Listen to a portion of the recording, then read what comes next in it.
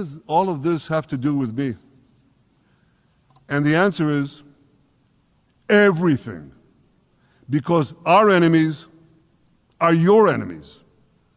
So let's do something else, first at the UN. Let's do a pop quiz. And raise your hand if you know the answer. Here's the first question. Who shouts death to America? Is it A, Iran, B, Hamas, C, Hezbollah, D, the Houthis, or E, all of the above? All of the above. Correct, all of the above. Second question. Who has murdered Americans and Europeans in cold blood? Is it A, Al-Qaeda, B, Hamas, C, Hezbollah, D, Iran, or E, all of the above? All of the above. Correct. Again. So here's the point I wanted to make. Our enemies hate all of us with equal venom. They want to drag the modern world back to the past, to a dark age of violence, fanaticism, and terror. I think many of you are already feeling in your own societies the radical Islamist surge. You know, I'm sure you do, you know deep down that Israel is fighting your fight. So I want to tell you a secret.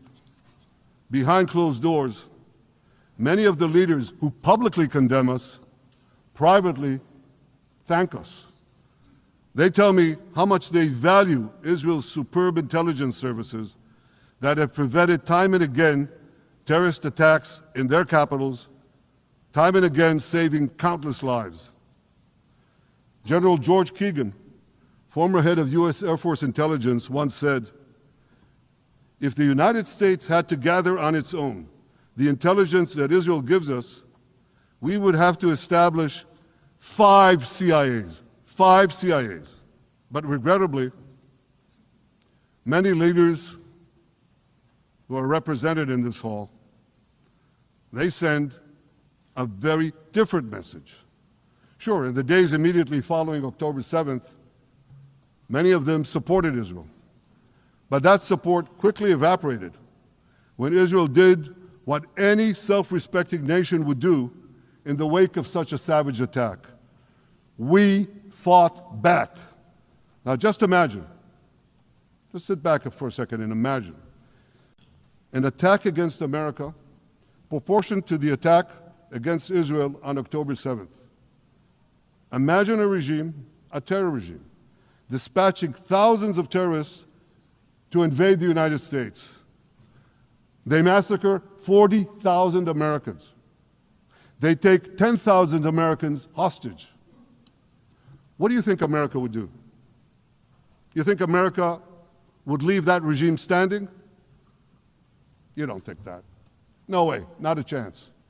The United States would wipe out that terror regime and ensure that such savagery would never threaten America again. This is precisely what Israel is doing in Gaza.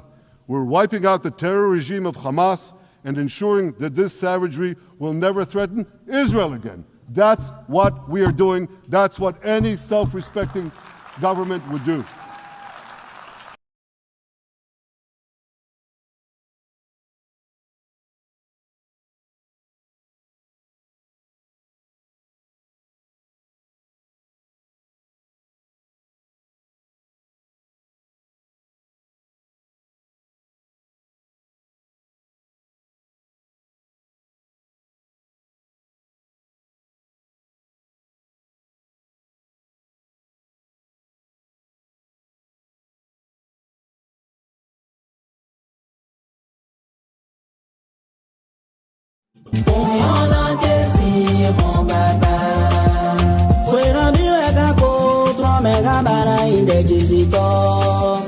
We don't be